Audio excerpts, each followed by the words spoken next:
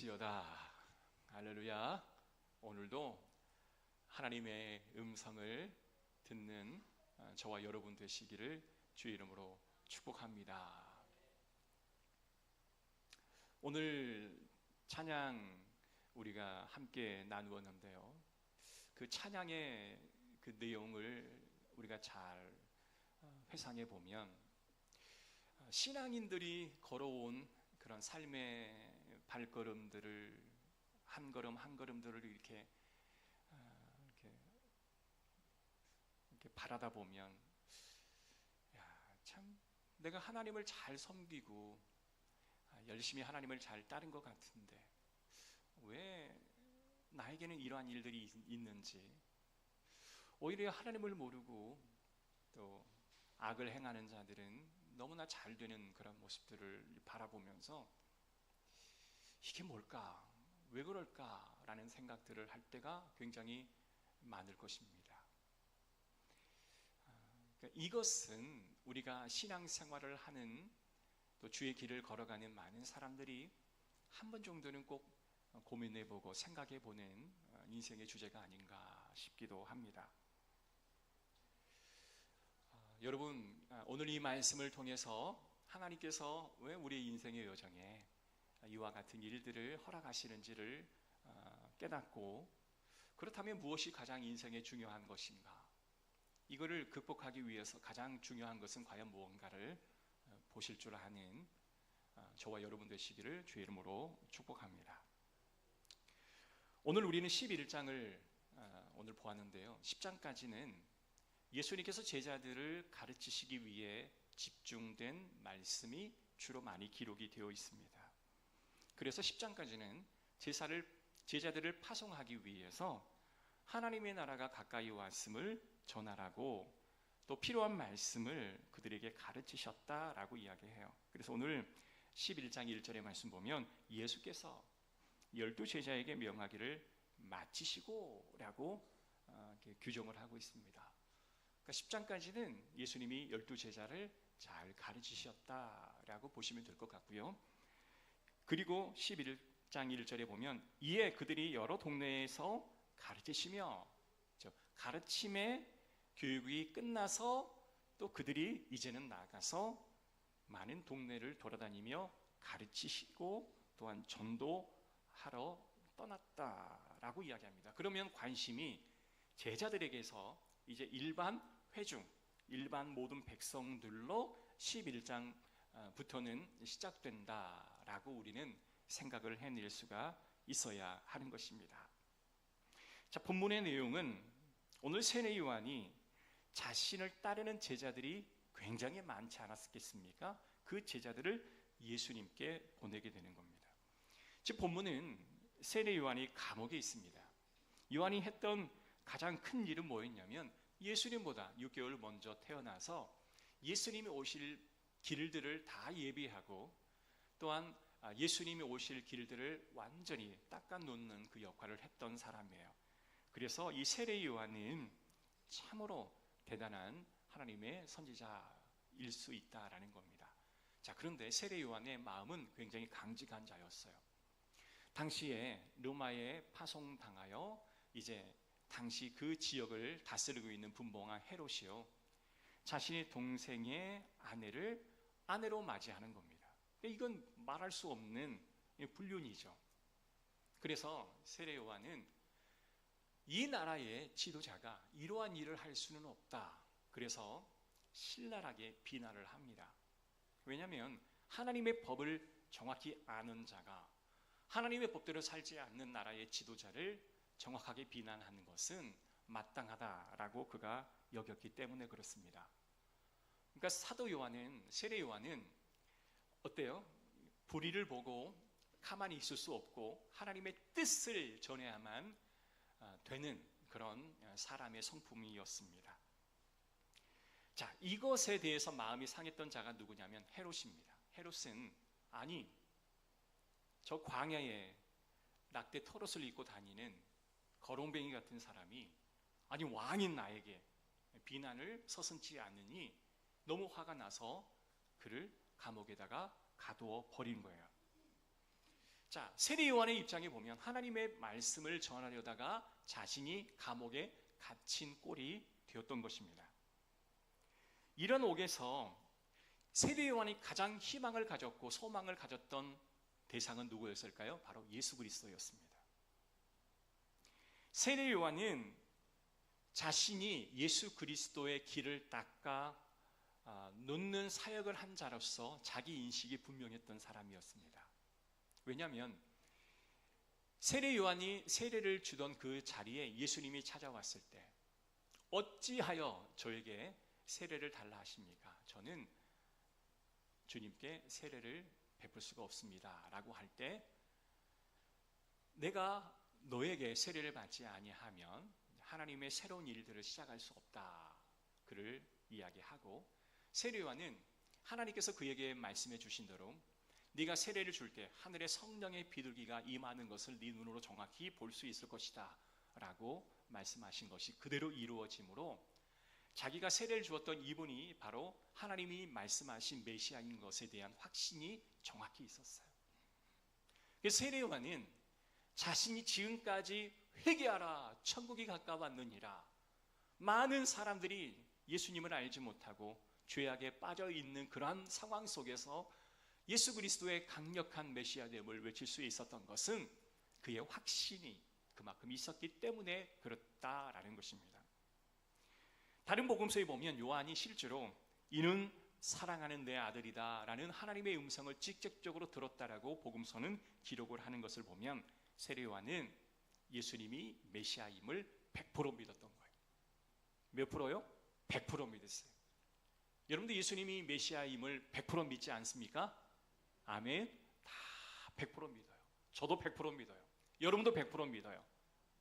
자, 그런데 문제는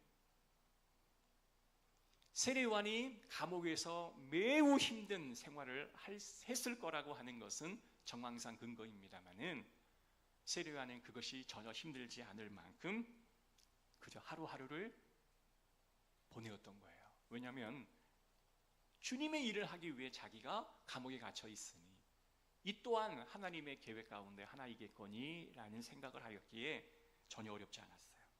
비록 감옥 생활도 어려웠고 먹는 것도 입는 것도 자는 것도 모든 것이 불편함이 짝이 없었지만, 제자들에게 야, 예수님이 요즘 어떻게 사역하시냐?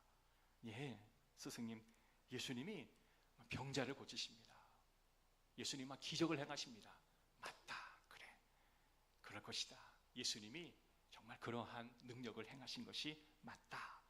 이렇게 서로 질문을 하고 답을 들으면서 주님을 향한 확신이 굉장히 깊어졌습니다.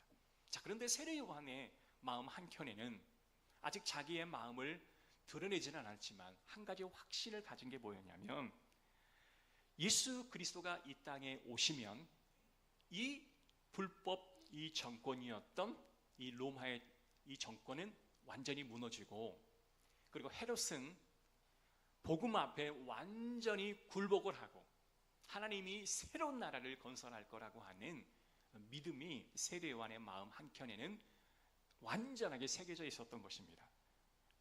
곧 그럴 날이 올 거야. 주님이 기적도 행하고 이적도 행하시는 걸 보니 이제 내가 원하는 대로 그렇게 될 거야 라고 생각을 했던 것입니다. 그래서 세례 요한은 선포했던 복음들마다 어떤 식으로 이야기하냐면, 회개하라 천국이 가까웠느니라 라고 말할 뿐만 아니라 키를 들고 타작마당에 서 있다, 주님이 서 있다, 도끼를 들고 나무를 찍어내려고 주님께서는 준비하고 있다 라고 그런 강한 메시지를 선포할 수밖에 없었던 것입니다. 자, 세례 요한이 선포했던 그 메시지를 잘 들여다보면 세례 요한이 생각했던 메시아 상이 어떤 것인가를 정확히 볼 수가 있었던 거예요. 주님이 오시면 이 불법적인 세상은 다 엎어지고 하나님이 정의와 공의를 다시 세우셔서 하나님의 나라가 우뚝 설 것이다 라고 하는 이 믿음이 이 세례 요한에게 있었던 거예요. 그러니 이 땅의 가장 높은 왕인 그 사람이 불법을 저지르면 너도 하나님께서 당장 벌하셔서 네 위치가 완전히 바뀔 것이다, 이런 확신이 있었기 때문에 아주 강력한 비난을 할 수 있었던 것이죠. 여러분, 세례 요한이 생각했던 예수의 상이 어떤 건지 좀 이해가 되십니까? 그래서 세례요한의 힘든 감옥 생활은 힘든 감옥 생활이 아니라 소망의 은혜가 넘치는 감옥 생활이었다라고 이야기하는 거예요.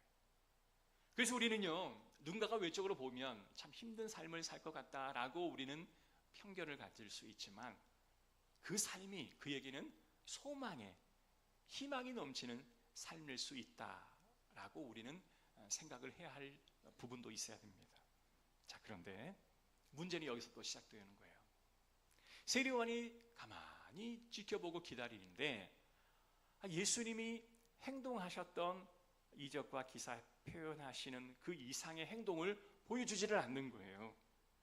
그래서 요한이 기대했던 것보다 더 나아가지 않는 그런 모습을 바라보면서 마음에 조금씩 의심을 품기 시작합니다. 그래서 내가 생각한 예수님이 맞나?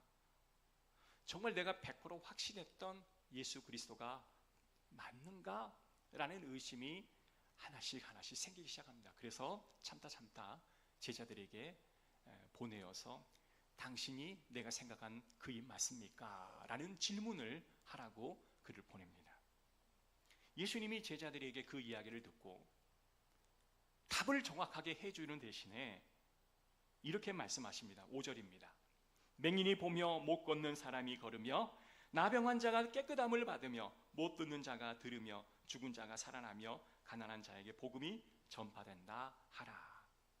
내가 그인이다 라고 말하는 게 아니라 이와 같은 일들이 일어났다. 이 말씀은 이사야 선지자가 메시아가 오게 되면 일어날 일들이 무엇이다 라고 하는 것을 똑같이 사용하여 예수님께서는 그에게 답을 하는 거예요. 이사야 선지자가 메시아가 오면 이런 일을 한다라고 하지 않았느냐? 지금 내가 그 일을 하고 있지 않느냐? 이게 답이다 라고 말하는 거예요. 그리고 나서 이어진 말씀 6절의 말씀입니다. 시작. 누구든지 나로 말미암아 실족하지 아니하는 자는 뭐가 있다고요? 복이 있다고. 여러분, 지금 예수님께서는 이 요한의 마음속에 뭐가 있다라는 것을 끄집어냈나요? 그가 실족했다라는 것을 끄집어낼 수 있었다는 거예요. 여러분, 실족한다라는 말이 뭘까요? 잘 걸어가다가 넘어지는 거예요. 우리도 신앙생활 하다 보면 넘어질 때가 있죠. 그래서 실족했습니다. 심지어는 이런 말은 해서는 안 되는데 시험 들었습니다. 여러분, 시험 들었다는 말은 정말 해서는 안 되는 이야기예요. 왜냐하면 이것은요, 내가 넘어지는 정도가 아니라 내가 아주 뭔가 강한 것에 붙들려 있다라는 것을 우리가 대변하는 말이기 때문에 시험 들었다라는 그런 말을 할 때도 있어요. 사실 다 실족했다라는 거죠. 자, 요한의 태도는 지금 실족한 사람이 보여주는 전형적인 태도였습니다. 요한은 자신이 그려놓은 메시아 상이 정확했어요. 그런데 이 생각이 틀리지 않았다라고 본인은 확신했는데, 아니 예수 그리스도께서는 지금 다른 모습을 보여주고 계신단 말이에요. 근데 요한의 시선이 잘못되었나? 요한이 예수님에 대한 상이 잘못되었나? 그렇지 않아요. 성경에도 예수 그리스도께서 오시면 하나님께서 분명히 심판하신다, 그를 통하여 심판하신다라고 말씀하였기 때문에 세례 요한의 예수의 상은 틀렸다라고 말할 수도 없는 겁니다. 그런데 요한이 알았지만 정확히 알지 못했던 것은 뭐였냐면, 예수님이 지금 심판하신다라는 이 상은 예수님이 재림 때 보여주실 상이었어요. 예수님이 초림하셔서 이 지상에 33년의 공생애를 사실 동안은 죄된 자를 구원에 이르기 위하여 그들을 전도하고 그들을 설득하는 기간이라는 말이에요. 근데 세례 요한은 예수 그리스도가 오신 그 초림의 그 기간이, 십자가에 달려 죽으시는 그 전까지의 그 기간이 심판하시는 날이라고 생각을 했던 거예요. 그래서 세례 요한은 마음이 좋지도 않았던 거예요. 그러나 예수님은 어때요? 다시 십자가에 달려 죽으시고 3일 만에 부활하시고 그리고 나서 승천하시고 다시 재림하실 때는 반드시 심판하실 것임을 우리는 알잖아요. 그러나 요한은 그것을 잘 몰랐던 거예요. 틀리지는 않았어요. 그러나 100% 맞은 것은 아니었다라는 것입니다. 우리도 그래요. 우리의 생각도 틀린 건 아니에요. 근데 100% 맞은 것은 아니라는 거예요. 사랑하는 성도 여러분, 우리도 주님을 따르다 보면 이와 같은 유사한 경험을 할 때가 굉장히 많이 있습니다. 내가 하나님께, 내가 예수님께 기대하는 상이 있어요. 이렇게 기대했어요. 그래서 엄청난 충성도 했어요. 엄청난 봉사도 했어요. 그리고 나름의 피해를 감수하면서까지 우리는 그 일을 해냈어요. 그런데 우리가 원하는 대로 하나님이 역사하지 않으셔요. 우리도 요한과 같이 열심히 충성하고 열정을 내어 하나님의 일들을 감당했는데, 아니 내가 원하는 대로 되지를 않는 거예요. 그러면 어떻게 해요? 마음이 실족한단 말이에요. 그런데 오늘 주님께서 뭐라고 그래요? 실족하지 않는 자가 복이 있다라고 말씀하시는 거예요. 우리가 실족할 것을 아셨던 것 같아요. 그래서 실족하지 않는 자가 복이 있다라고 말씀하시면서, 그래, 너희가 신앙생활 하다 보면 너희의 기대대로 되지 않을 때가 있어. 그러나 실족하지 않는 것이 복이다라고 주님께서는 말씀하고 계시다라는 것입니다. 사랑하는 성도 여러분, 우리는요 하나님의 일을 다 알 수가 없는 존재입니다. 우리는 하나님을 안다라고 생각하지만 하나님께서는 우리가 하나님의 일을 다 알 수 없다라고 말씀하셔요. 왜냐하면 하나님이 우리에게 알려주신 것만 우리는 알 수 있거든요. 그런데 하나님이 하나님의 일을 이루실 때는 우리에게 다 알려주고 일을 하지는 않으신다는 말이에요. 그냥 하나님이 주도적으로 일을 이루어 가시는 거예요. 알려주지 않으셨기에 모르는 거예요. 그러기에 삶에 많은 빈 공간들이 생길 수밖에 없는 것이 당연하지 않겠습니까? 그런데 그 빈 공간을 보고 나는 실족한단 말이에요. 그래서 주님께서는 야, 보여주지 않는 것 네가 몰라. 그것 때문에 네가 실족하면 안 되는 거야. 실족하지 않는 자가 복이 있다라고 말씀을 하시는 겁니다.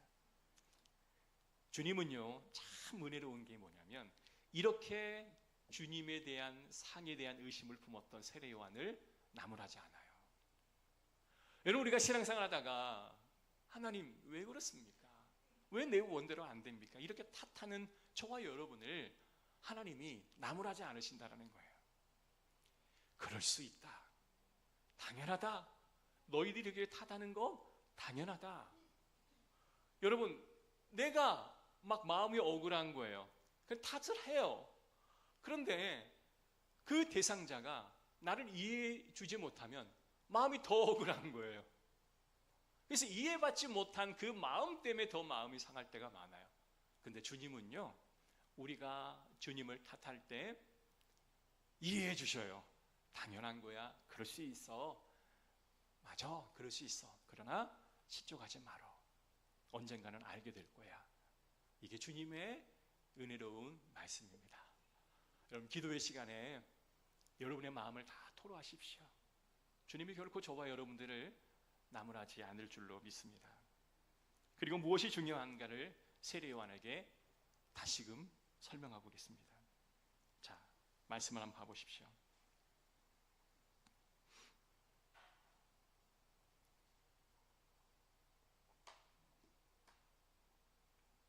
자, 7절입니다.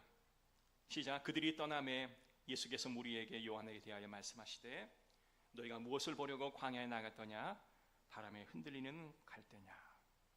자, 이 말씀을 한번 보십시오. 너희가 갈대를 보기 위해 갔더냐? 참, 이 말씀이요, 좀 이해하기가 어려운 말씀처럼 들려오는데, 당시 광야에는 갈대가 흔한 식물입니다. 그냥 광야에 가면 갈대가 있는 거예요. 아니, 당연히 갈대가 있죠. 여러분, 산에 나무가 많잖아요. 야, 산에 가면 나무가 많잖아요. 광야에 가면 갈대가 많은 거예요. 너 그 광야에 갈대 보러 가는 거니? 당연한 것을 보러 너는 가는 거니? 라는 이 말의 뜻은 뭐냐면, 전혀 새로운 게 없어요. 여러분, 광야에 없는 것을 보려고 가는 것이 아니겠습니까? 산에 나무 보러 갔니? 라는 말은 당연히 나무가 있는 건데 너희는 그 산에 나무 보러 간 거야? 기대감도 없는 거야? 이런 거예요. 야, 교회 가면 너 뭘 기대하는 거야? 막 이런 생각이라는 거예요. 여러분, 우리가 신앙생활 할 때 있어서 가장 문제가 되는 건 뭐냐면 기대감이 없는 겁니다. 기대감이 없는 거예요.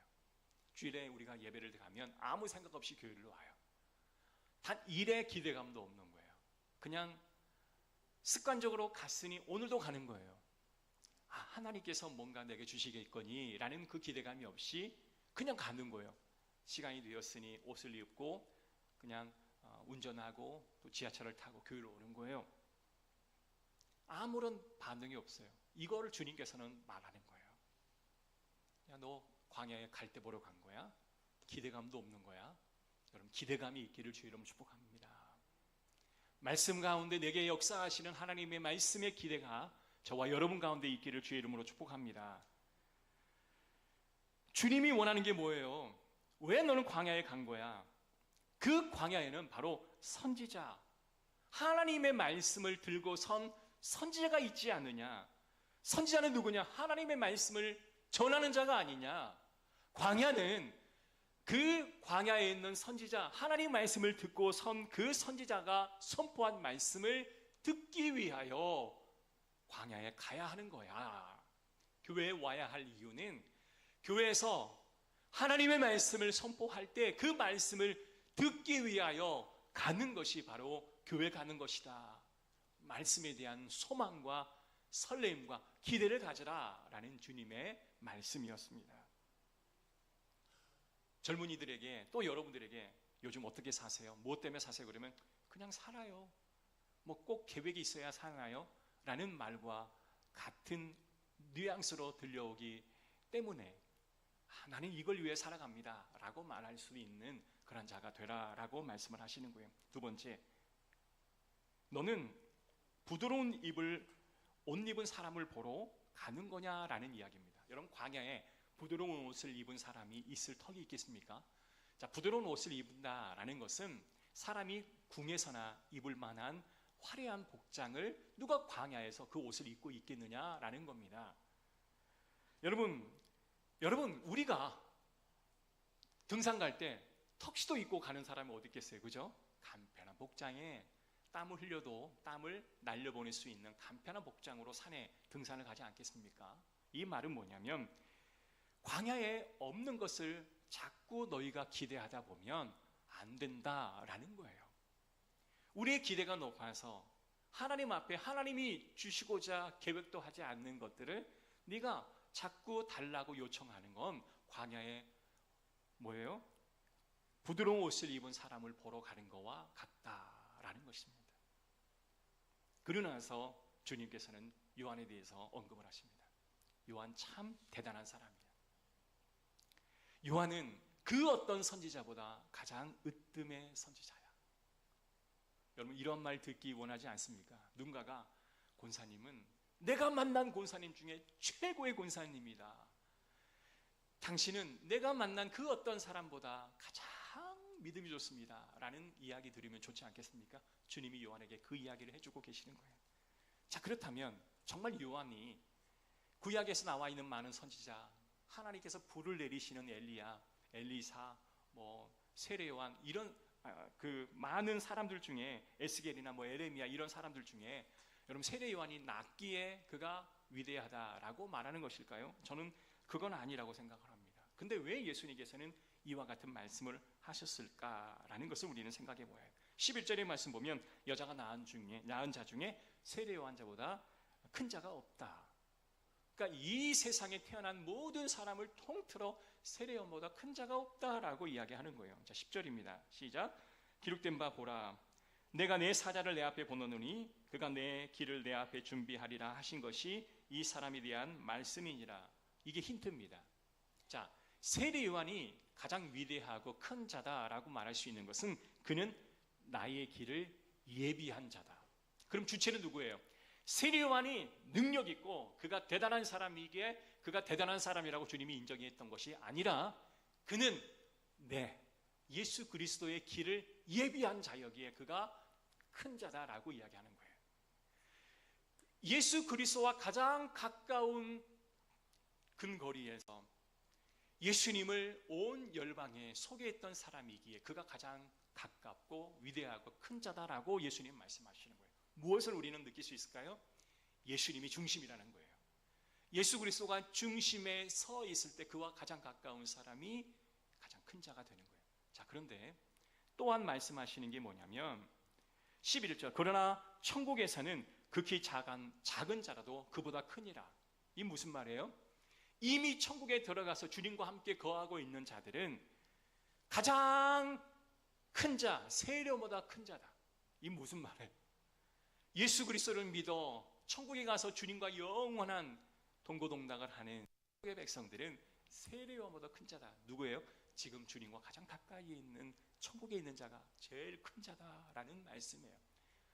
기준이 누구예요? 예수 그리스도입니다. 그러니 예수 그리스도에 대한 상이 내가 생각했던 것과 너무 달라 낙심하고 좌절하고 있는 세례요한에게, 세례요한아, 네가 나와 근거리 있고 가까이 있고 내 올 길을 네가 예비했기에 너는 큰 자다. 그런데 네가 만약에 이 일로 낙심한다면 너는 큰 자가 될 수 없어 라고 우리에게 말씀하시는 거예요. 여러분, 기준이 헷갈리지 말기를 주의 이름으로 축복합니다. 그 기준은 예수 그리스도가 되어야 합니다. 우리의 낙심의 기준은 사람이 되어서는 안 되는 거예요. 어떤 환경과 상황이 되어서는 안 되는 거예요. 주님이 기준 되시기를 주의 이름으로 축복합니다. 아멘. 그래서 예수를 믿고 예수를 또한 영접하여 예수와 함께 살아가고 예수와 함께 천국에 입성하는 자가 주님이 말씀하시는 가장 큰 자라고 말씀을 하시는 거예요. 사랑하는 성도 여러분, 이러한 일들이 저와 여러분의 은혜 가운데 있기를 주의 이름으로 축복합니다. 우리에게 정말 중요한 것이 무엇일까요? 내가 기도하는 대로 안 되었어요. 내가 원하는 대로 모든 것이 잘 이루어지지 않았어요. 낙심하고 좌절해요. 하나님도 탓하고 사람도 탓하고 환경을 탓할 때도 있어요. 그런데 주님께서 가장 중요한 건 뭐라고 말씀하시냐면 광야에 선포되어지는 선지자가 하는 그 말씀을 붙드는 것이 가장 네 인생에 중요한 것이다 라고 말씀하고 계시네요. 사랑하는 성도 여러분, 낙심하고 좌절될 때 우리가 붙들어야 할 건 뭐예요? 하나님의 말씀인 줄로 믿습니다. 그때보다 어때요? 힘들 때보다 더 우리는 말씀을 붙들어야 해요. 그 말씀을 붙들고 내게 뭘 말씀하신지를 우리는 집중해서 들어야 될 줄로 믿습니다. 시편 73편에 성가대 지휘를 했던 아삽이 쓴 시가 있는데요, 이 사람이 어떤 이유인지 잘 모르겠지만 삶이 너무나 힘들었던 것 같아요. 여러분, 성가대 지휘자 하면 신앙이 좋아야 돼요? 나빠야 돼요? 신앙이 좋아야 합니다. 그런데 현대가 가장 문제가 있는 게 이제 페이를 이제 지불하고 전문가를 초청함으로 인해서 한국 교회의 음악이 굉장히 세속화되어 있는 것이 현실입니다. 정말 하나님을 은혜로 사모하고 신앙 고백할 수 있는 사람들이 앞에 나와 이 아삽의 시처럼 하나님 앞에 올려드리는 찬양이 되어야 하는데, 듣기는 너무나 화려하고 전문적이 되어져 가지만 그 안에는 영성도 없고 또한 하나님에 대한 신앙의 고백조차 없는 죽어있는 그러한 노래를 드리는 그러한 예배로 한국 교회가 지금 점점 나아가고 있는 모습이 너무 안타까운 거예요. 여러분, 나 찬양 좋아해, 나 신앙 좋아, 그렇게 해서 성가대 못합니다. 우리 교회는 그게 아니지만 큰 교회는요, 나 찬양 좋아해, 주님 사랑해, 그거 하나로 성가대 못해요. 전문성이 없으면 성가대 못합니다. 그런데 전문성이 있는 사람들이요, 신앙이 없어요. 믿음이 없어요. 그러다 보니 자기 원대로 성가대를 이끌어갑니다. 성가대에서 가장 많은 교회 문제가 발생하는 이유가 바로 거기에 있다라는 겁니다. 자, 그런데 아삽이 찬양을 인도하는 인도자였는데 그가 무슨 일인지 모르겠지만 마음이 너무 좋지가 않은 거예요. 실족과 같은 아슬아슬한 상황 속에 놓여 있는 이 아삽이 73편에 그것을 고백하고 있습니다. 성소에 와서 기도해도 고민이 해결되지 않습니다. 그런데 하나님께서 기도하는 그에게 큰 깨달음을 허락해 주십니다. 아삽아, 악인이 편하게 살다가 죽는 것 같아 보이지만 하나님께서 일시에 그들을 심판하실 것이다. 최후의 모습을 보여주심으로 인해서 아삽이 다시 회개하고 자신이 해야 할 그 사명을 제대로 감당하는 그 모습이 시편 73편에 기록되어 있는 모습을 보게 됩니다. 사랑하는 성도 여러분, 이 땅의 삶의 형태는 믿는 자가 잘 되고 믿지 않는 자가 믿는 자는 안 되고 안 믿는 자들이 오히려 잘 되는 그런 세상의 어떤 구조를 갖고 있다라고 여러분 생각하신다면 여러분 결코 그렇지 않다라고 하는 사실을 여러분 동의하셔야 됩니다. 주의 교훈으로 나를 인도하시고 후에는 하나님의 영광으로 우리를 반드시 인도하여 주실 줄로 믿습니다. 여러분 이 모든 과정에서 우리가 해야 할 것은 여러분 실족하지 않고 실족하기 그 직전에 여호와 하나님의 말씀을 붙들고 전국의 하나님께서 어떻게 우리를 인도해 가실 거라고 하는 확신을 여러분 가지시기를 주의 이름으로 축복합니다. 주를 멀리하는 것이 가장 우리에게 있어서는 안 되는 일로 여러분 여기시고 주의 말씀을 가장 가까이 하는 것이 내 인생의 가장 중요한 것으로 여기시는 저와 여러분 되시기를 주의 이름으로 축복합니다.